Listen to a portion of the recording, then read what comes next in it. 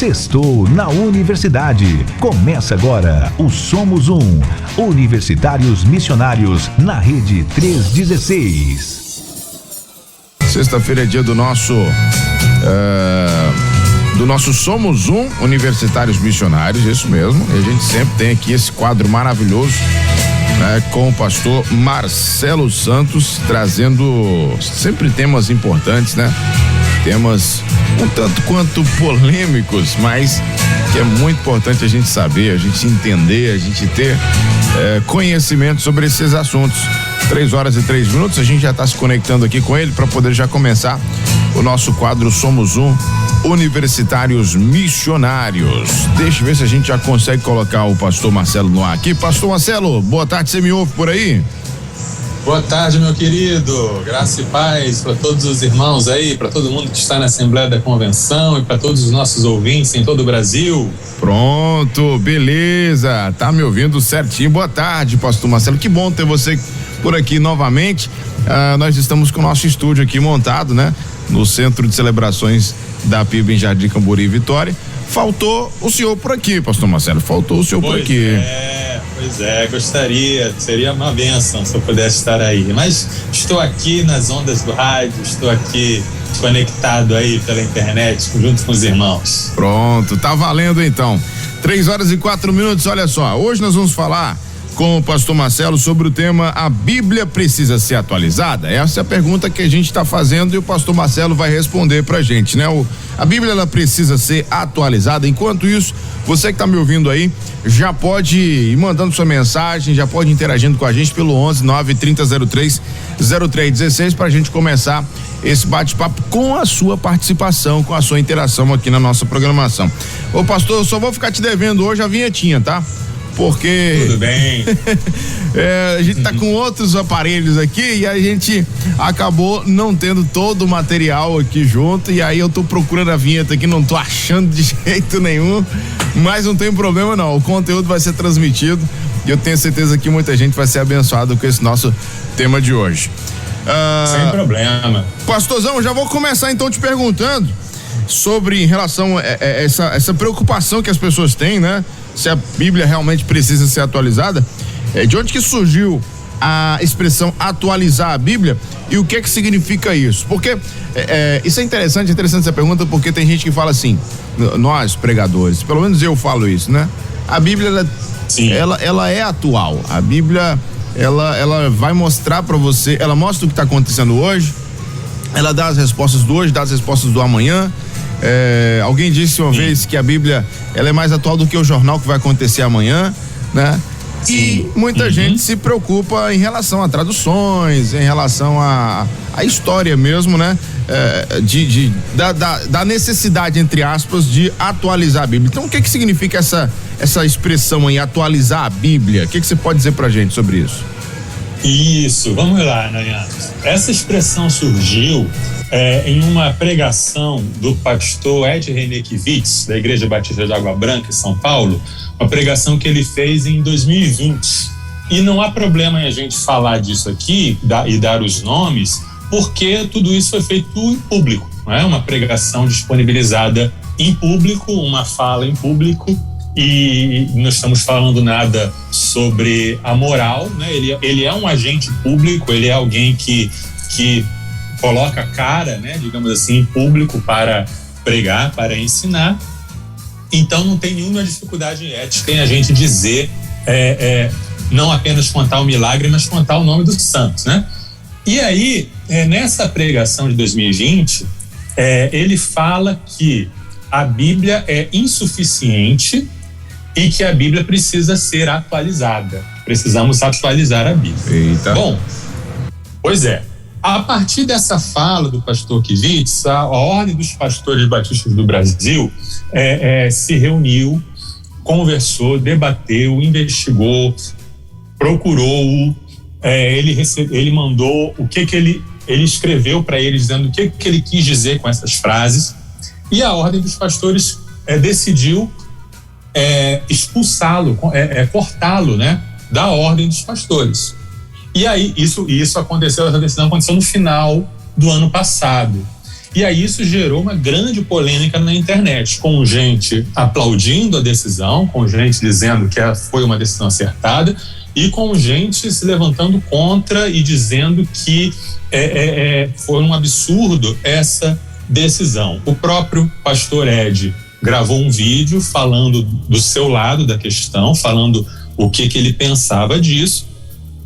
E toda essa polêmica, ela revelou algumas posições, algumas visões sobre o que as pessoas pensam a respeito da Bíblia. E isso é um assunto fundamental, né? Principalmente para o universitário cristão. Ele o tempo todo ele vai ser confrontado sobre o que a Bíblia significa, qual é a autoridade da Bíblia. Então é um assunto que a gente precisa conversar sobre. Então essa é uma boa oportunidade para a gente conversar. Agora a pergunta é, o que o pastor Ed quis dizer quando ele falou que a Bíblia é insuficiente e que a Bíblia precisa ser atualizada? O que ele explicou? O que ele explicou, né? Isso, o que ele explicou, o que ele falou sobre isso? Eu assisti, para preparar esse programa, que eu tinha acompanhado a polêmica ao longe, né? E aí, para preparar esse programa, eu já conhecia as pregações do Ed já há muito tempo. E já tinha minha posição formada sobre ele, mas eu fui assistir o sermão na íntegra. São 40 minutos, eu assisti o sermão na íntegra sobre que tem essa frase, que tem essa citação, para procurar entender. E vamos lá.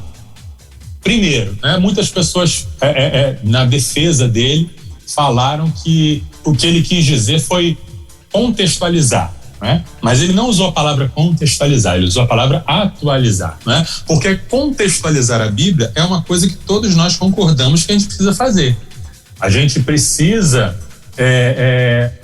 adaptar ou, digamos assim, interpretar aquilo que a Bíblia diz e fazer uma aplicação específica para os contextos do dia a dia. Mas ele não usou a expressão contextualizar, Ele também não está falando aqui, ele não falou sobre atualizar a tradução da Bíblia.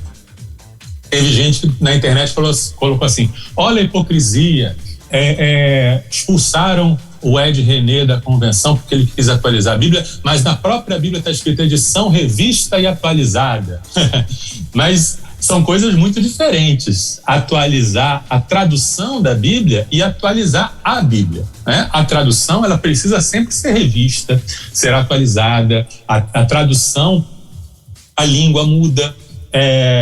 A Bíblia não foi feita em português, a Bíblia não foi escrita por João Ferreira de Almeida. Ela foi escrita em hebraico e grego 2000 anos atrás, então a gente precisa traduzir e sempre vai ter uma tradução melhor a cada dia, mais próxima. Então, mas não é isso que ele quis dizer com revisar a tradução da Bíblia. No sermão que ele pregou, era um sermão baseado na carta de Filemon, e na carta de Filemon, Paulo está falando sobre Onésimo, um escravo foragido, e Paulo então manda Onésimo voltar para a casa de Filemon, e Filemon recebê-lo, e Paulo não menciona nada explicitamente contra a escravidão. E aí o pastor Ed, no seu sermão, ele diz que algumas pessoas podem usar essa carta de Filemon, se fizerem uma leitura ingênua e se fizerem uma leitura superficial, vão dizer que a Bíblia apoia a escravidão e vão usar esse texto para apoiar a escravidão. E isso é uma coisa que seria absurda, porque a nossa sociedade não tolera mais isso. E aí, por isso, ele conclui no raciocínio dele, por isso a Bíblia é insuficiente. Por isso a Bíblia precisa ser atualizada. Porque o importante é você usar a Bíblia para defender causas nobres, como o fim da escravidão, como o eixo da pregação dele, ele diz bem explicitamente que o que ele prega, o que ele ensina, e toda a pregação dele gira em torno de que o evangelho significa o fim de todas as relações hierarquizadas. Para ele, o entendimento dele do evangelho significa que não tem mais hierarquia, que não tem mais desigualdade, que somos todos iguais. Para ele, isso é o núcleo da mensagem de Jesus. E, portanto, tudo que não se encaixa nesse entendimento deve ser revisado, deve ser descartado, deve ser modificado, porque o que importa para ele é pregar uma mensagem de igualdade, é pregar uma mensagem sem hierarquia, né? E ele menciona nesse texto, nesse sermão dele, assim, vou citar literalmente, que ele falou: não é possível tratar a Bíblia como um texto que revela verdades absolutas. Então ele declara explicitamente ali que a Bíblia não pode ser interpretada como um texto que revela verdades absolutas. Ele não trabalha com esse conceito. Tá? Então, para ele, quando ele fala em adaptar a Bíblia, quando ele fala em atualizar a Bíblia, ele está falando de adaptar a Bíblia, adaptar na Bíblia aquilo que não se enquadra, que não se adequa às demandas do nosso tempo e às ideologias que nós defendemos. Então, para ele, né, segundo o raciocínio dele, segundo o que ele deixou explícito na pregação dele, se alguma coisa na Bíblia contraria aquilo que eu acho bom, aquilo que eu acho nobre, aquilo que eu acho que vale a pena lutar por, né? Se eu tenho uma luta, por exemplo, contra a injustiça social, se eu tenho uma luta contra o machismo, contra o racismo, e se eu acho na Bíblia alguma coisa que pode ser contrária àquilo que eu defendo, então eu tenho que atualizar a Bíblia. A Bíblia não é suficiente para a minha luta. Eu tenho que usar outras ferramentas e outras questões. Isso fica claro quando ele menciona, também na mesma pregação, a questão da homossexualidade. Ele fala assim: não é possível continuarmos usando alguns textos bíblicos para dizer que o homossexual vai para o inferno. Não é possível. Tá? Então ele está comprometido com uma agenda, está comprometido com uma luta, né? Que você pode achar nobre, pode não achar nobre, é com cada um, mas em nome dessa bandeira, em nome dessa luta, ele vai adaptar, ele vai adequar, ele vai descartar partes da Bíblia e valorizar outras, tá?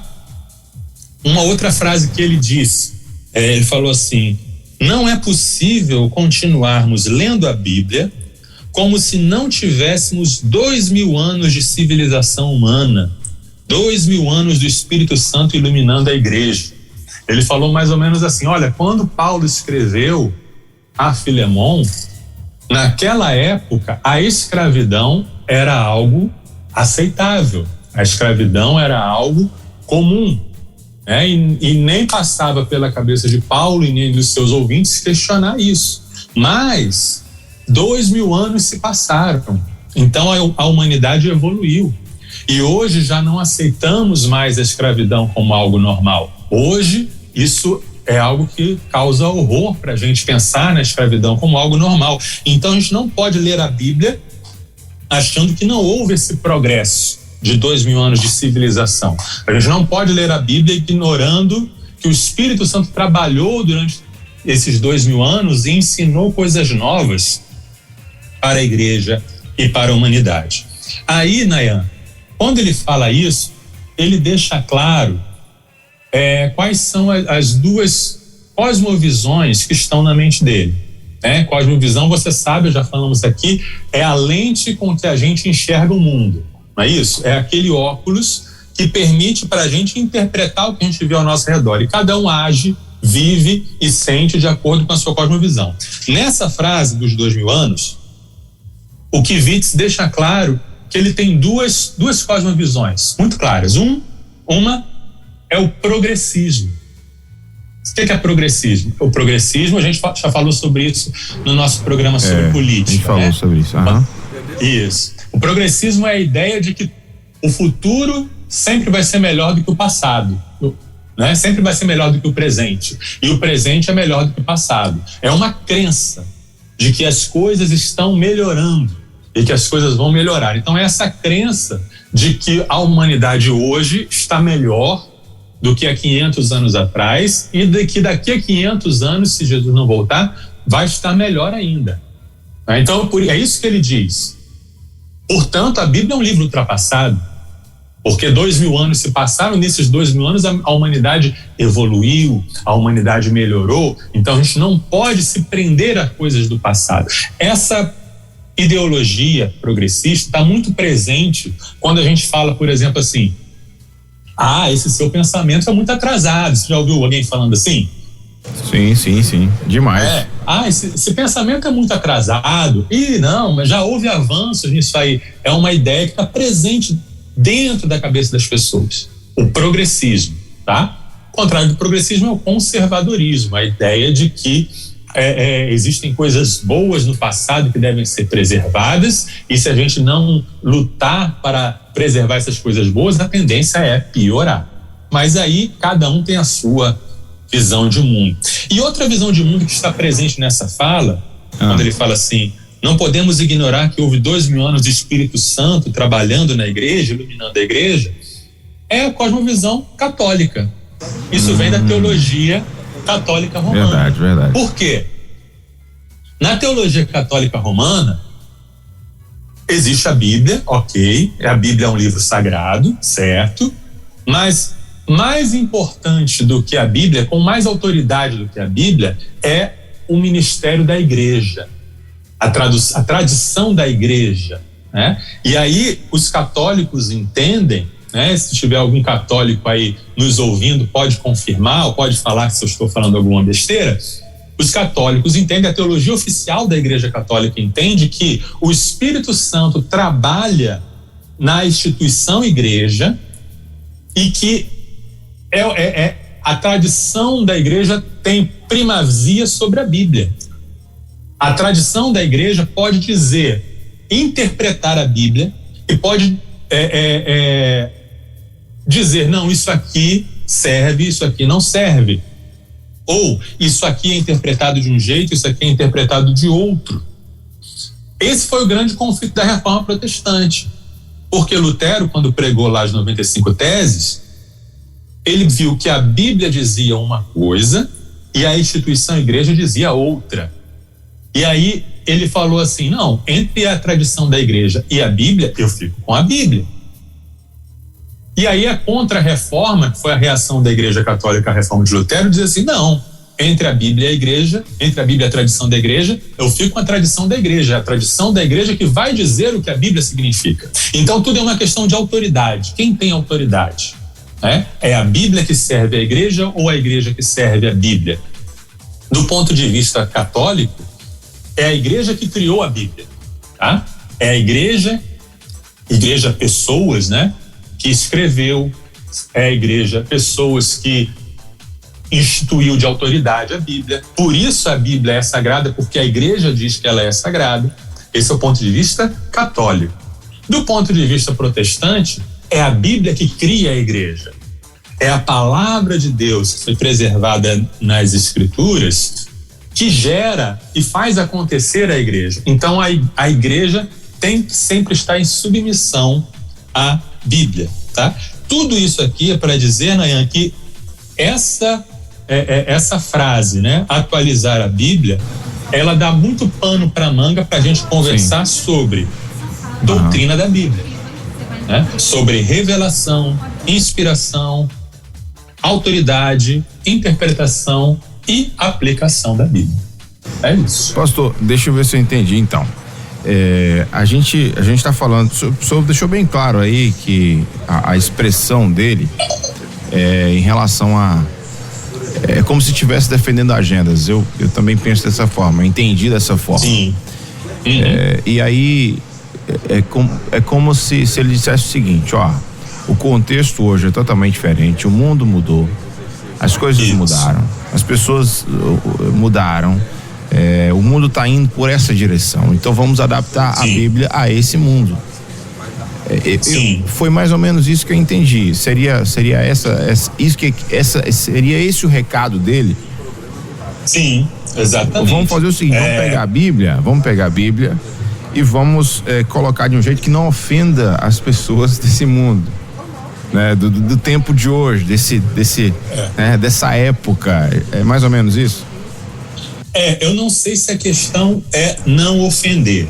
O que ficou claro para mim na pregação dele é que ele tem uma agenda, como você falou. Uhum. Que agenda é essa? É uma agenda até nobre, uma agenda até bonita, né? Que é combater a injustiça, combater a opressão, combater a desigualdade, né? Então, entra na questão do machismo, entra na questão da violência doméstica, entra na questão da pobreza, da exploração dos pobres pelos ricos, a questão do racismo. Essa é a bandeira. É com isso que ele está comprometido, tá? É uma intenção, digamos assim, nobre, boa e positiva. Coisa boa, ok. Só que ele coloca essa defesa da igualdade e essa luta contra a opressão, ele coloca isso como o ponto central. E a Bíblia vai se adaptar a esse ponto central. A Bíblia vai servir a essa agenda. O que é favorável à minha luta, eu aproveito da Bíblia, e o que não é favorável, eu descarto. Entendi. E tem a parte histórica da Bíblia que ela tem sua importância, né, pastor? Porque talvez ele ache que essas partes históricas da Bíblia precisam ser de repente tiradas, mas ela tem sua importância. Sim, tiradas ou ressignificadas, né? Porque uma leitura conservadora vai olhar para as partes históricas da Bíblia e tentar entender o que Deus está ensinando ali, por que Deus permitiu aquilo acontecer e por que Deus permitiu que aquilo fosse registrado. E na leitura dele vai olhar para aquela história, para aquela narrativa histórica, e vai olhar como eu posso usar essa história para defender a bandeira X, Y ou Z. É uma questão de uso. O que eu vou usar, o que eu não vou usar. Entendeu? Entendi. Agora 3:25, 3:25. Então, responde pra gente, pastor. Por que há tanta discordância sobre a autoridade e interpretação da Bíblia? Isso. Durante muitos séculos, Nayan, ninguém questionou a inspiração, a autoridade da Bíblia, tá? Mesmo dentro do catolicismo, mesmo havendo essa, entre aspas, submissão da Bíblia para o magistério, mesmo assim eles consideravam a Bíblia como palavra de Deus, como vinda de Deus, como inspirada por Deus, né? Um livro que era humano, mas também divino. Por quê? Porque não havia preconceito contra o sobrenatural. Não havia nenhuma dúvida de que Deus podia falar, de que Deus podia intervir e de que Deus podia inspirar um livro sagrado, sem problema nenhum. Aí, isso mudou na época do iluminismo, o famoso iluminismo, que a gente sempre trata aqui, a gente sempre fala aqui no nosso programa. Movimento lá do século XVII, XVIII, né? Em que tudo tinha que ser racional, tudo tinha que ser explicado pela ciência. O que não era racional, o que não era explicado pela ciência, não valia, não tinha importância. E aí, com o iluminismo, houve um ceticismo. E as pessoas, a sociedade em geral, começou a dizer: que história é essa de livro inspirado? Como assim? Esses milagres que estão aqui descritos na Bíblia só podem ser lendas, só podem ser falsos. Isso tudo aí não passa de um conto de fadas, não passa de mentiras. Então, a igreja cristã foi desafiada por essa postura iluminista. Ela tinha que dar uma resposta a esse ceticismo, né? Estamos falando aí do século XVII e XVIII. Uma das respostas que a igreja deu se chama liberalismo teológico. O que o liberalismo teológico diz? O liberalismo teológico chega para essa pessoa que é cética, essa pessoa que não acredita em milagres, que não acredita que Deus fala, que não acredita que a Bíblia é inspirada. E o liberalismo teológico, o liberalismo teológico surgiu dentro do cristianismo, tá? O liberalismo teológico chega para essa pessoa que não crê e diz assim: você tem toda a razão, é isso mesmo. Não, realmente não existe nada disso.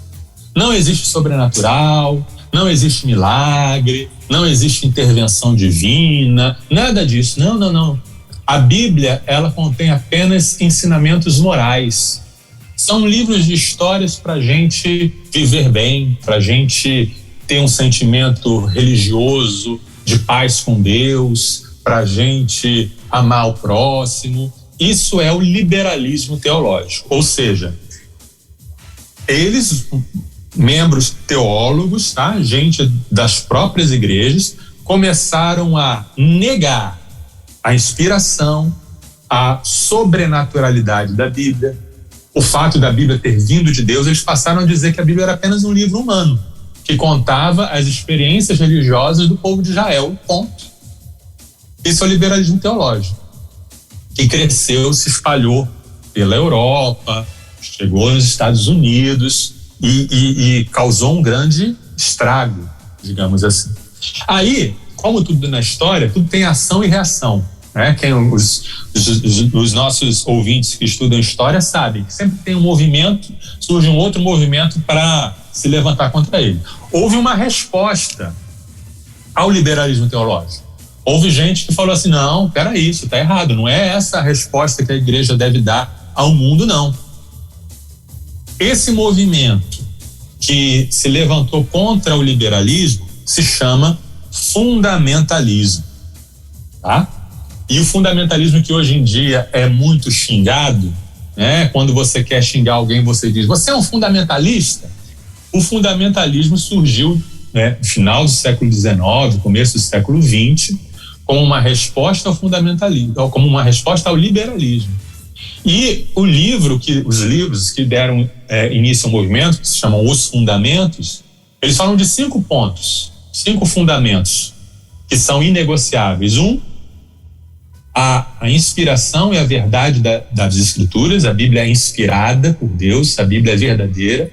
2, Jesus é divino e nasceu de uma virgem, que os liberais não acreditavam nisso. 3, Jesus morreu pelos pecados da humanidade. Os liberais também não acreditavam nisso, diziam que Jesus tinha morrido por morrer. 4, Jesus ressuscitou fisicamente. Os liberais diziam que a ressurreição de Jesus era só simbólica, uma fábula, um mito. E 5, os milagres. Os milagres retratados na Bíblia são reais, tá? Aí, Nayan, veja bem, os fundamentalistas surgem defendendo essas ideias. Se alguém disser assim, se alguém xingar você de fundamentalista, você pergunta: vem cá, por que você está me xingando de fundamentalista? É por causa do que eu creio ou por causa do meu comportamento? Não, é por causa do que você crê. Então você diz: então tudo bem, eu sou fundamentalista mesmo. Porque não tem nada de errado com esses pontos, não é verdade? Sim, esses pontos aí a gente concorda. Sim. O problema é que, ao longo da história, o comportamento desses irmãos fundamentalistas deixou a desejar. Porque a verdade que eles defendiam era a verdade, mas o jeito de defender essa verdade era, em muitos casos, na maioria dos casos, com sectarismo, ou seja, uma atitude de separação, uma atitude de arrogância, uma atitude de falta de amor, falta de mansidão, um espírito brigão. Então, os fundamentalistas se tornaram conhecidos não só por aquilo que eles criam, mas pela maneira como eles falavam. O que lembrou bastante aquilo que Jesus falava sobre os fariseus, em que Jesus falava assim dos fariseus: olha, ouçam o que eles dizem, né? O que eles pregam, o que eles ensinam não está errado não, mas não façam o que eles fazem, tá? Então, por causa dessa fama que os fundamentalistas acabaram levando, foi transportado esse termo fundamentalismo para os muçulmanos. Não começou lá, começou aqui. Fundamentalismo é um termo que se refere a cristãos.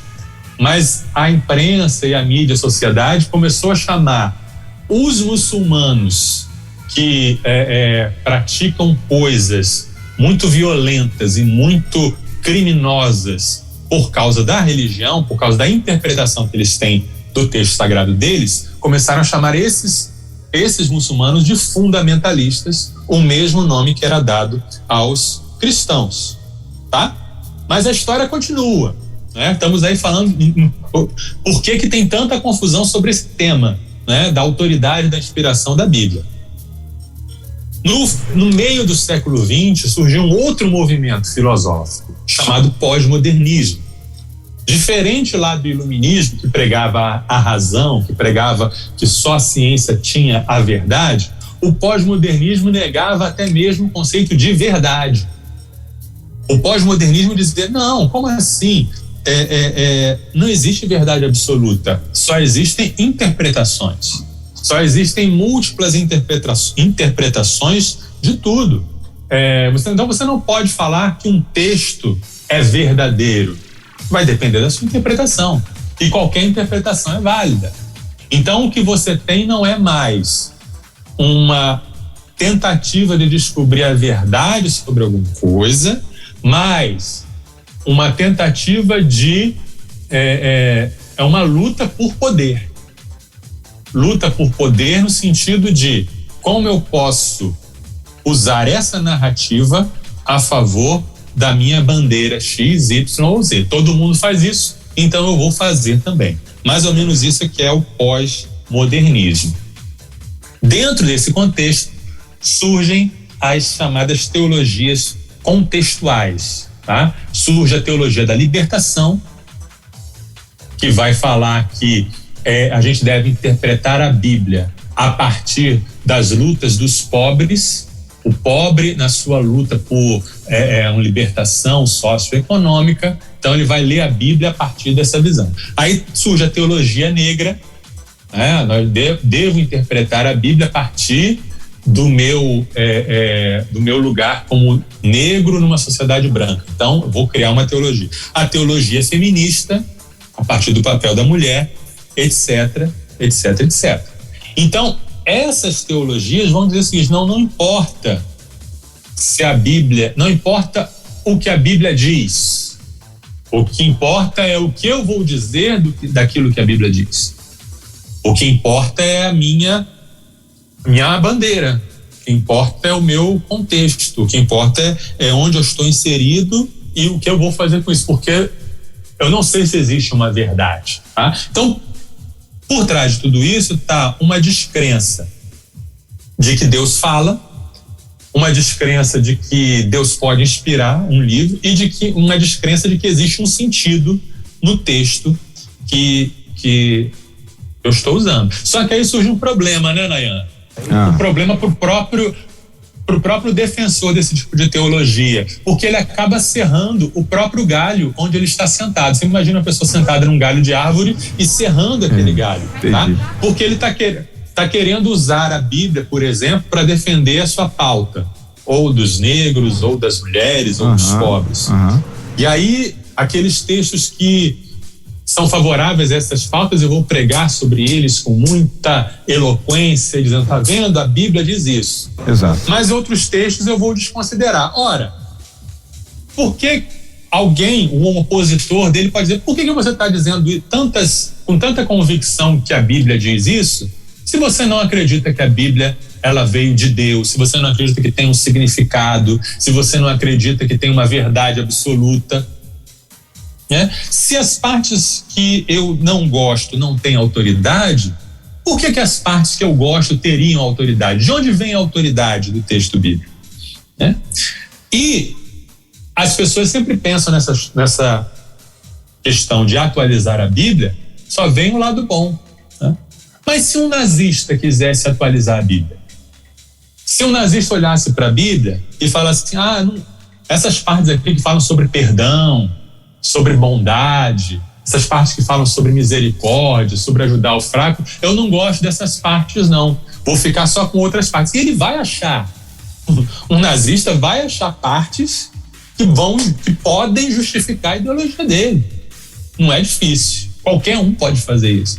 Então, se a ética bíblica, ela reflete os valores daquela época, então de onde vêm os nossos valores? Por que os nossos valores são melhores que os valores daquela época? Né? Então, Nayan, eu acho que esse é o cenário que está montado. Né? Essa é a situação que a gente está montada. E a gente vê pessoas que querem uma luta social, um objetivo social, que pode até ser nobre, mas que eles desconsideram a autoridade, a verdade, a sobrenaturalidade da Bíblia, mas querem usar a Bíblia.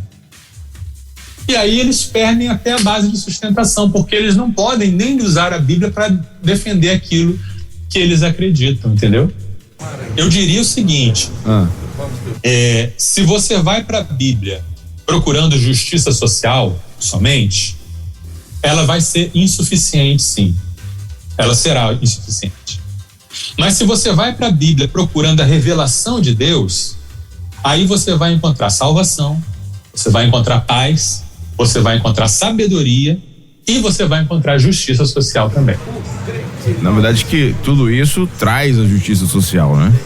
Exato. 3h38. Pastor, tem algumas participações aqui que a gente queria compartilhar contigo. Manda bala. O pastor Francisco Rosa, lá de São João de Meriti, ele tá dizendo o seguinte: a Bíblia atualizada é para fazer valer os atuais pensamentos e todo tipo de ideologia que está sendo ensinado. Todos que navegam nessa canoa afundaram ou afundarão. Acho que é bem por aí, né? Concordo mesmo, isso mesmo. Porque você fica sem um critério externo, né? Sim. Você acaba, a sua ética é aquilo que todo mundo já está dizendo, aquilo que a sociedade já diz que é o certo. Então, mas e se toda a sociedade estiver errada, né? Qual é o critério para você definir? Você não tem um critério externo para discernir os pecados específicos da nossa sociedade. Isso mesmo. O Luiz, né, o nosso grande Luiz que está lá em Brasília, mandou aqui uma pergunta para ti também, dizendo o seguinte: esse termo que o pastor René, o Ed René, na verdade, né? O pastor Ed René trouxe, seria uma linguagem mais atualizada do português, sem perder a linha original de raciocínio ou criação, trazendo uma linguagem de palavras mais populares? Se fosse isso, eu estaria aqui aplaudindo e concordando com o que ele disse. Por isso que eu fiz questão de ver o que ele realmente disse, né? Mas não foi isso. Todo o contexto do sermão dele e todo o contexto de outras pregações que eu tinha ouvido dele apontam que, por quê? Atualizar o vocabulário da Bíblia, atualizar as traduções da Bíblia, atualizar e contextualizar e explicar é uma coisa absolutamente necessária e nenhum conservador discorda disso, tá? A gente precisa mesmo. Por quê? Porque a Bíblia é a palavra de Deus, mas foi escrita em linguagem humana. E foi escrita numa linguagem humana antiga e numa cultura antiga. Então existe uma grande distância entre nós e os textos sagrados. Então é preciso ter um trabalho, sim, de contextualizar, tá? Inclusive, eu até faço um apelo aqui para os líderes das igrejas, para os pastores das igrejas pensarem em usarem traduções mais simples da Bíblia nos seus púlpitos, nas suas igrejas, porque se nós queremos comunicar o evangelho, a gente precisa falar na linguagem que o povo entenda. Exato. A pessoa entra na igreja e vê do púlpito, nas leituras, falando sobre concupiscência, opróbrio, vitupério. A pessoa vai sair de lá sem entender nada. Né? Verdade. O apóstolo Paulo fala sobre isso. Olha, eu prefiro falar na igreja 5 palavras que todo mundo entenda do que 1000 palavras em outras línguas. E acaba sendo uma outra língua, né? Esse português lá do século XIX. Então, deem preferência para traduções mais contemporâneas, com palavras mais simples, tá? Então, não há nenhum problema em atualizar as traduções da Bíblia e atualizar a linguagem da Bíblia, mas não podemos atualizar o conteúdo da Bíblia. Exato. Ou mudar ou descartar o conteúdo daquilo que está escrito. Só um comentário aqui da Fabione Alves, da cidade de São José da Tapera, Alagoas. Colocou assim: Graça e paz, gostaria de saber se vai disponibilizar o programa da semana passada. Vamos disponibilizar, se não já está disponibilizado, você pode conferir lá, viu, Fabione? E ela colocou assim: que palestras edificantes. Vem aqui em nossa cidade, pastor Marcelo. Tá te convidando aí, pastor? Vou sim. Primeira igreja. Gosto muito. É da primeira igreja batista. Alagoas, já fui lá algumas vezes, amei esse estado. Tamo juntos. Aí, ó, o convite já tá combinar. Feito. Pronto. Primeira igreja batista em São José da Tapera. E ela disse que gosta muito aqui, é fã dessas palestras para a glória de Deus. Obrigado, viu, Fabione, amém, pela sua participação, querida. Graças a Deus. Tem aqui também a Patrícia participando com a gente. Patrícia é de Teresina, no Piauí. Patrícia Nunes colocou assim: que aula, deixa eu ver aqui, que aula histórica e atual mais enriquecedora. Explanações como estas deveriam ser mais presentes no contexto das igrejas, até mesmo para preparar os irmãos acerca de certas interpretações distorcidas dos textos bíblicos, né? Tá aqui a Patrícia Nunes também comentando. Obrigado pelas palavras de carinho, graças a Deus. Patrícia lá de seja dada a Deus. Teresina, no Piauí, Igreja Batista Monte Sião. Pastorzão, a gente continua então, agora faltam só 16 minutos para as 4. Nós temos mais duas perguntas aqui importantes.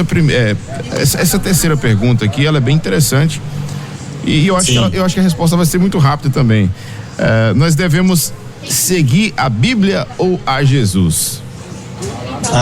Sim. O Kivitz fala sobre isso nesse sermão. Ele diz assim: nós não seguimos a um livro, nós seguimos a Jesus. E eu vejo muito na internet, muitos jovens falando sobre isso. Quem segue a Bíblia, um outro pastor que fala muito sobre isso é o Caio Fábio, né? Que totalmente fora do que a gente entende sobre a teologia correta hoje em dia. Ele diz: não, eu não sigo a Bíblia, eu sigo a Jesus. Mas, gente, isso não faz o menor sentido. Não faz o menor sentido separar a Bíblia de Jesus. Não devemos separar o que Deus uniu. A gente só conhece Jesus através da Bíblia. Ou alguém Jesus apareceu na sua casa para tomar um cafezinho e falou: deixa eu contar para você tudo que não está na Bíblia. Não! Só podemos chegar até Jesus, só podemos conhecer Jesus através da Bíblia. E nós só cremos na Bíblia por causa de Jesus. Né? É Jesus que abre os nossos olhos para entendermos as Escrituras, para entendermos que as Escrituras são palavras do Pai de Jesus e nos abre entendimento para compreender, para entender as Escrituras. Tá? Lucas 24, 27, quando Jesus ressuscita, está lá no caminho de Emaús, né? Lucas 24, capítulo 27. Então Jesus os conduziu por todos os escritos de Moisés e dos profetas, explicando o que as Escrituras diziam a respeito dele. Tá? Jesus aponta para as Escrituras. Olha que interessante, né? Jesus estava ali andando com os dois discípulos, já citado, e Jesus está apontando para as Escrituras e mostrando o que as Escrituras apontam dele. É isso, é um círculo. Tá? É um círculo virtuoso em que a Bíblia nos leva até Jesus, Jesus nos leva à Bíblia, a Bíblia nos leva até Jesus, cada vez mais, e assim vai. Tá? Em Mateus 22, 29, nós lemos, Jesus respondeu: o erro de vocês está em não conhecerem as Escrituras, nem o poder de Deus. Tá? Lembrando, as Escrituras na época de Jesus eram o Antigo Testamento. O Novo Testamento foi criado durante e depois né? Mas o que ele diz a respeito do Antigo Testamento é válido para todo o Novo Testamento. É um erro não prestar atenção nas Escrituras, tá? João 5,39, Jesus diz assim: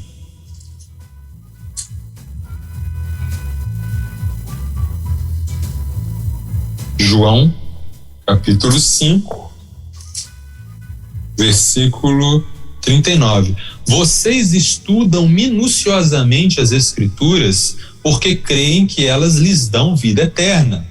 Mas as Escrituras apontam para mim. E, no entanto, vocês se recusam a vir a mim para receber esta vida.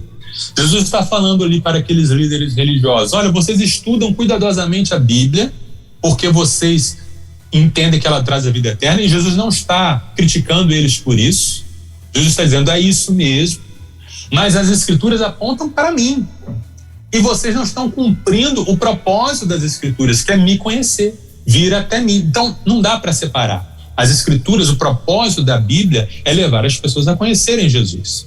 Em João 10, 34 a 36, Jesus continua falando. Jesus fala muita coisa sobre as Escrituras, sobre a Bíblia. Nunca houve essa oposição entre uma coisa e outra.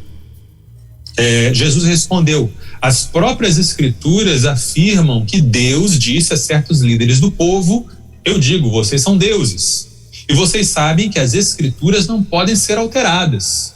Portanto, se aqueles que receberam a mensagem de Deus foram chamados de deuses, por que vocês consideram blasfêmia quando eu digo eu sou filho de Deus? Jesus estava discutindo ali com os fariseus e eles ficaram bravos porque Jesus disse que era filho de Deus, e Jesus aponta para as Escrituras. Ele diz: olha, está lá no Salmo tal, vocês são deuses. Ora, e aí o Jesus usa a argumentação, né?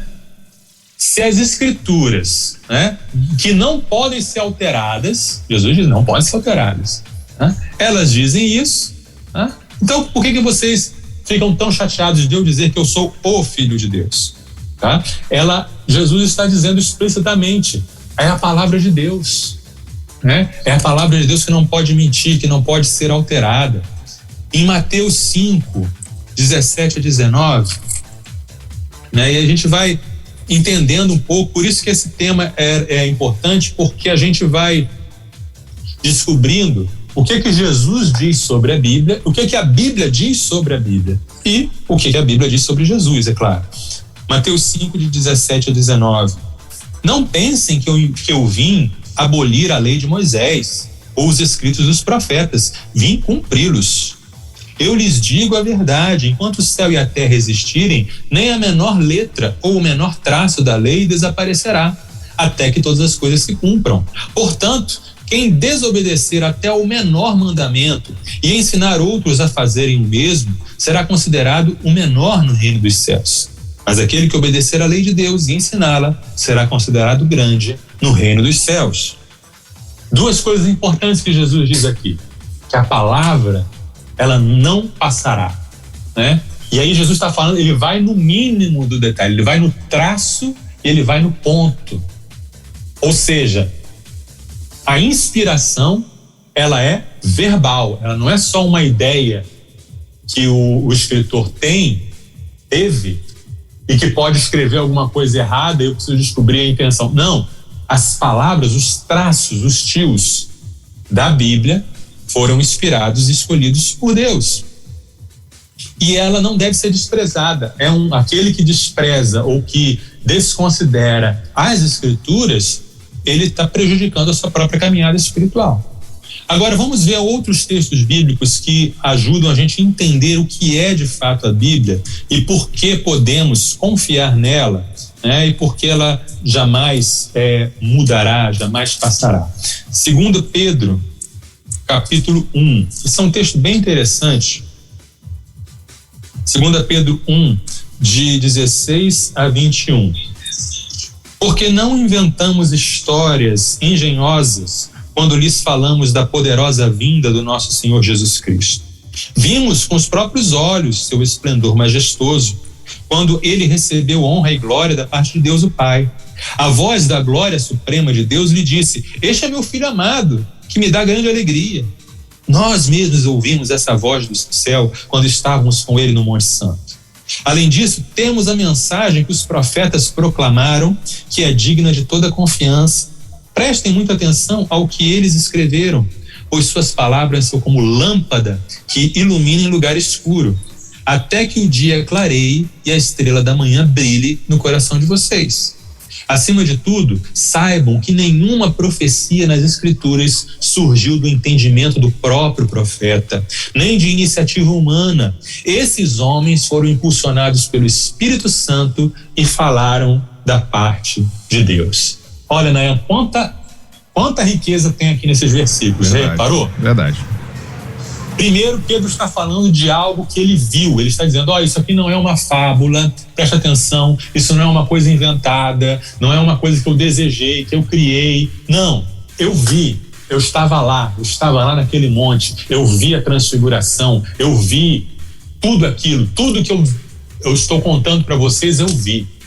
Além disso, ele fala, mais importante ainda, tão importante quanto aquilo que eu vi, está a palavra dos profetas que já falaram lá atrás. Então preste atenção a essa palavra.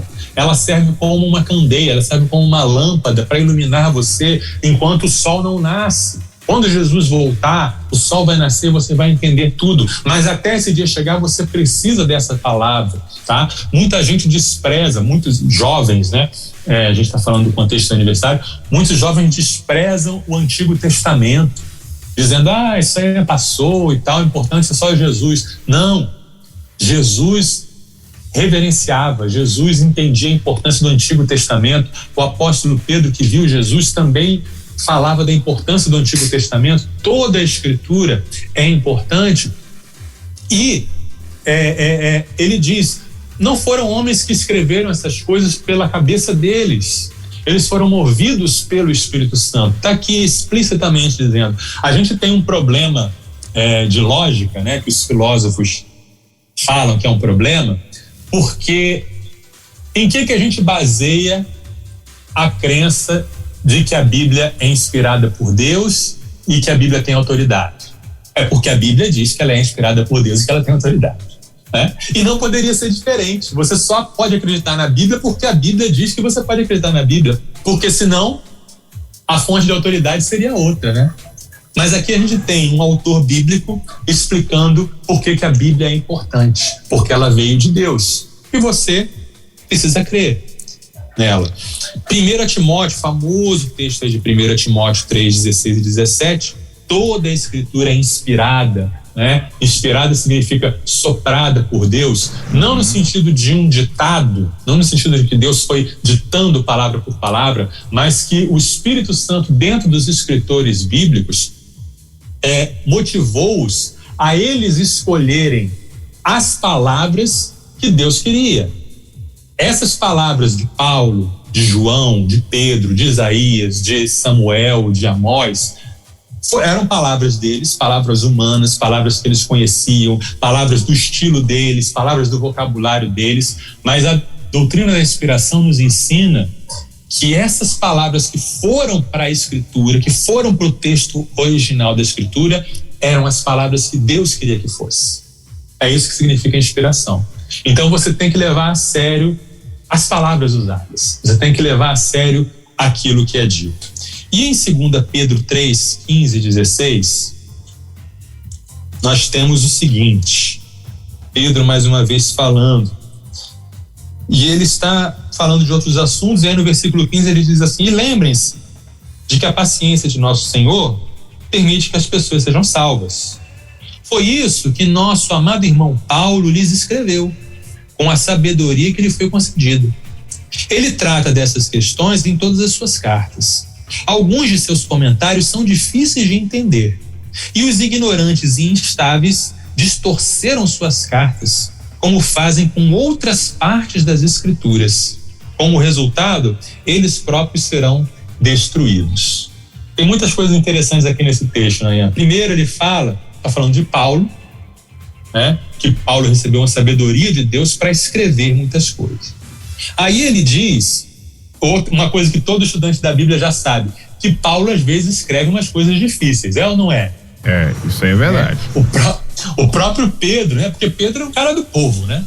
Pedro era pescador, era um cara simplão, era um cara ali do povão mesmo. Ele escrevia, mandava o papo reto, e ele reconhece, como muitos de nós reconhecemos hoje, rapaz, Paulo às vezes escreve umas coisas difíceis.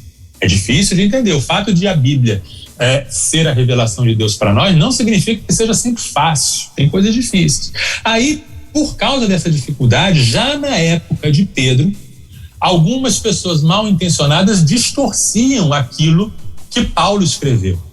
Distorciam. E aí, olha só o que ele diz: eles fazem isso com outras partes das Escrituras. Então ele está dizendo que já na época em que Pedro estava vivo, as cartas de Paulo já eram consideradas, reconhecidas como Escrituras, em pé de igualdade com Isaías, com Gênesis, com Salmos. Ou seja, a própria igreja já naquela época reconheceu, percebeu a inspiração sobrenatural de Deus naqueles escritos, e também nos escritos de Pedro, nos escritos de João, de Lucas, tá? A igreja não deu autoridade para a escritura, não. A igreja simplesmente reconheceu a autoridade que o Novo Testamento já tinha em si. E eu vou terminar essa parte mais bíblica falando de 2 versículos, Romanos 15:4 e 1 Coríntios 10:11. Romanos 15:4 diz assim, um instantinho.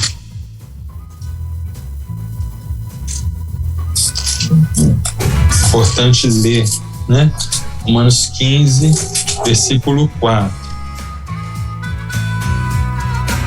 Essas coisas foram registradas há muito tempo para nos ensinar, e as Escrituras nos dão paciência e ânimo para mantermos a esperança.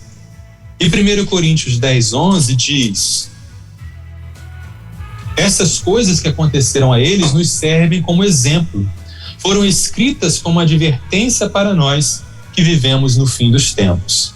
E aqui a gente vê o amor de Deus em ver o propósito e a intencionalidade da Escritura. Houve um propósito para essas coisas serem escritas. Por isso você não deve desprezar nenhuma parte da Bíblia. Você não pode dizer, essa parte da Bíblia eu não entendo, ou essa parte da Bíblia é chata, ou essa parte da Bíblia me provoca incômodo, eu fico incomodado de ler essa parte, então eu vou rejeitar, eu vou atualizar. Não, tudo foi escrito com um propósito de dar esperança, propósito de corrigir, propósito de alertar para nós. Deus permitiu que essas cartas e esses livros e esses salmos fossem escritos para nós, para a nossa firmeza, para a nossa caminhada, para a nossa edificação, né? Então, esse é o panorama, né? É isso que significa. Seguir Jesus significa seguir a Bíblia. E seguir a Bíblia verdadeiramente tem que significar seguir a Jesus. Muito bem. 4 horas em ponto aqui na nossa Rede 316. A gente segue então para a nossa última pergunta aqui, pastorzão. Que ela é bem interessante. Eu particularmente estou curioso para saber qual é a resposta. A gente deve interpretar a Bíblia literalmente? E aí? Sim. E aí, né? O que é interpretar a Bíblia literalmente, Nayan? Interpretar a Bíblia literalmente significa interpretar cada trecho, cada texto de acordo com o seu estilo literário, tá? Então, por exemplo, se você pega um texto que é uma poesia, né? Um texto porque a Bíblia, ela é a palavra de Deus, mas ela é escrita em linguagem humana, dentro de contextos humanos. Então, você deve interpretar um texto de poesia como poesia. Se você interpreta um texto de poesia como se fosse um relato histórico, você está violando o sentido original do texto. O contrário também é verdade. Se você pega um texto histórico, né? Tem um texto como o de Lucas, por exemplo. Isso aconteceu no tempo tal, na época tal, no lugar tal, e eu escrevi isso para que você soubesse a sequência dos eventos. E você diz, não, isso aí é uma poesia, isso aí é uma fábula. Você está violando o sentido do texto. Então, é isso que significa interpretar literalmente. Muita gente faz muita confusão, porque, de fato, se você pega um texto poético ou uma profecia cheia de códigos, cheia de símbolo, e quer dizer que aquilo é uma prosa, você não vai entender o sentido do texto. Você vai causar muitos problemas, tá? Nós, cristãos, não somos pós-modernos, né? Nós acreditamos que existe uma verdade absoluta. Nós acreditamos que existe um autor. Os pós-modernos dizem que não existe autor, só existem interpretações. Nós acreditamos que existe um autor. Nós acreditamos que existe um autor com A maiúsculo, né? Que o autor humano escreveu algo pensando num significado e que o autor divino estava por trás daquilo, conduzindo o processo, tá? Então a gente pode mergulhar, a gente deve mergulhar no texto bíblico buscando esse sentido, buscando essa intencionalidade do autor, buscando essa verdade do autor, tá? Tem uma figurinha, né, na internet, um desenho em que tem um número desenhado no chão. E aí tem dois homens, um em cima, o outro embaixo. Um olhando de baixo para cima, um olhando de cima para baixo. E o que está olhando de baixo diz, isso é um 6. E o que está olhando de cima diz, isso é um 9. E eles ficam brigando. E a figurinha diz assim, tá vendo? Não existe verdade absoluta, né? Tudo depende da interpretação. Só que isso não é verdade, né? Sabe por quê? Porque alguém escreveu aquele número no chão. E esse autor que escreveu o número no chão sabe se o que ele quis escrever era um 6 ou era um 9. Se for um 6, a interpretação do 6 está correta, a interpretação do 9 está errada, e vice-versa. Isso significa que não tem dificuldade na interpretação? Existem dificuldades na interpretação, claro. A sua interpretação pode estar errada, mas a sua interpretação pode estar certa. Então a gente não pode, em nome de falsas interpretações que já fizeram, em nome de erros que já fizeram, em nome de terem usado a Bíblia para fazer o mal no passado, a gente não pode jogar o bebê fora junto com a água do banho. A gente não pode jogar fora a crença de que Deus fala, de que Deus se comunica. Agora, existe trabalho a se fazer, né? É o trabalho da hermenêutica, que é a arte da interpretação. Começa com a exegese, que é uma palavra, né? Hermenêutica e exegese são palavras complicadas, mas exegese é isso, é você extrair o significado do texto e não você colocar o significado que você quer no texto. Hoje em dia as pessoas fazem muito isso. Nas redes sociais, a dificuldade de interpretar é tremenda, porque a pessoa lê, tem a preguiça de ler e já quer interpretar o que ela acha que isso quer dizer. E não para realmente ler e entender qual é a intenção do autor, o que ele está querendo dizer. Então é preciso pesquisar, é preciso estudar, mas isso não é um conhecimento secreto, né? Não é uma coisa só para um especialista, só alguém que faz parte de uma elite espiritual. Não, você pode ter esse conhecimento, mas tem que correr atrás, né? Comparar a Bíblia com a Bíblia, ver o que a Bíblia diz, né? Ver que tem um texto aqui que é complicado, mas aí um outro texto lá na frente vai elucidar o significado daquele texto, né? E aí você vai fazendo isso e você pega o princípio eterno por trás daquele ensinamento, e aí sim você faz a aplicação, aí sim você faz a contextualização. Quer ver um exemplo disso? Vício em telas, né? Esse problema atual, esse problema contemporâneo das pessoas que não desgrudam do celular, não desgrudam da tela do computador e ficam viciadas naquilo ali. A Bíblia fala sobre isso? Diretamente não. Preciso então atualizar a Bíblia, preciso acrescentar algum versículo bíblico que fala não ficarás no celular 24 horas por dia? Não. Eu posso pegar um texto que fala sobre moderação, sobre domínio próprio, sobre não ficar preso a nada, né? Sobre sabedoria, sobre olhar aquilo que edifica. E aí eu extraio o princípio eterno daquilo ali e aplico na situação do presente, né? Dá trabalho? Dá trabalho. Mas as profundidades da Bíblia requerem esforço, né? O evangelho em si é fácil de entender para que até qualquer pessoa possa ser salvo, mas as profundidades da Bíblia, quanto mais você vai se aprofundando, mais você vai crescendo, né? E no conhecimento de Jesus. O Deus que quis se revelar no passado, ele zela pela inspiração, pela transmissão ao longo dos séculos e pela iluminação daquilo que foi revelado, né? Então, resumindo, Nayan, a Bíblia não precisa ser atualizada. Nós é que precisamos ser atualizados, revistos e corrigidos pela Bíblia. Amém, amém. É isso aí, então. Mais uma aula muito importante aqui nessa tarde especial de sexta-feira com o pastor Marcelo Santos. Gostei muito.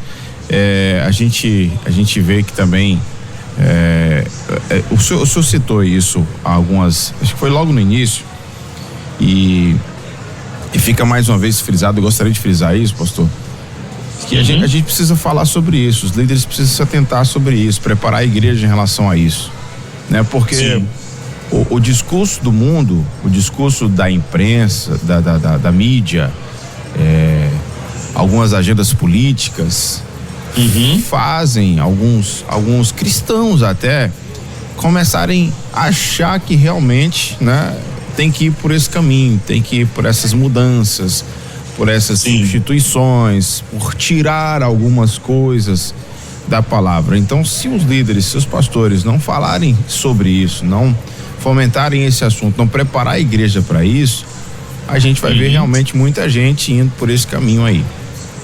É verdade. O escritor que eu gosto muito, William Lane Craig, ele escreveu certa vez assim: as igrejas, os pastores, os líderes precisam parar de dar entretenimento para os jovens. O jovem precisa de alimento sólido. O jovem está indo para uma guerra, para uma batalha, e ele está recebendo só palavras de motivação, palavras de discurso de autoajuda, piadas, entretenimento. Não. O jovem, a pessoa em geral, o cristão em geral, precisa de alimento sólido, precisa de aprender, né? Bíblia, bibliologia, entender a doutrina, entender o que é a palavra, entender aquilo que nos firma, porque sempre vai haver esses ventos querendo desestabilizar. Isso é fato, isso é do jogo, né? Sim. Isso é do jogo. O diabo não brinca de ser diabo, né? O diabo está fazendo a parte dele. Parabéns para ele, tá? Mas a gente precisa ser edificado. E esse é o trabalho dos apóstolos, profetas, evangelistas, pastores e mestres. Exatamente. É o trabalho de edificar a igreja. E você edifica com conhecimento e sabedoria, né? Conhecimento sólido da palavra. Não tenha medo, líder que está me ouvindo, não tenha medo de exigir profundidade e de dar profundidade no seu púlpito, na sua EBD, na sua classe, no seu pequeno grupo. Alimente o rebanho de Deus. Muito bem. Pastor Marcelo, muito obrigado mais uma vez, né, pelas explanações aqui com a gente, né, por essa tarde mais especial, mais um Somos Universitários Missionários. Você pode ficar à vontade aí para convidar a galera para conhecer mais uma vez, né, o nosso Somos Um, e já adianta aí o tema da semana que vem. Tema da semana que vem: o desafio da oração. A oração às vezes pode ser um desafio, pode ser difícil. Como lidar com isso? Tá certo? E o projeto Somos Um, se você está chegando agora e ainda não conhece, é um projeto que tem o objetivo de capacitar, despertar, preparar o universitário cristão para ele fazer diferença na universidade. A gente trabalha na área da evangelização discipuladora, vida com Deus, cosmovisão cristã e defesa da fé. Você pode acompanhar os nossos projetos no Instagram, @Universitários Missionários. Temos vídeos no YouTube, canal Somos Um Universitários Missionários. Você pode baixar gratuitamente alguns dos nossos materiais em igrejamultiplicadora.com.br, e também você pode adquirir materiais impressos, materiais físicos em livrariamissõesnacionais.org.br. Conto com você, esteja conosco lá, o que a gente puder te servir, estamos aí para te servir. Muito bem, conversamos com o pastor Marcelo Santos. Abraço, pastor. Até semana que vem, viu? Valeu, tchau. Sextou na Universidade. Universitários Missionários na Rede 316.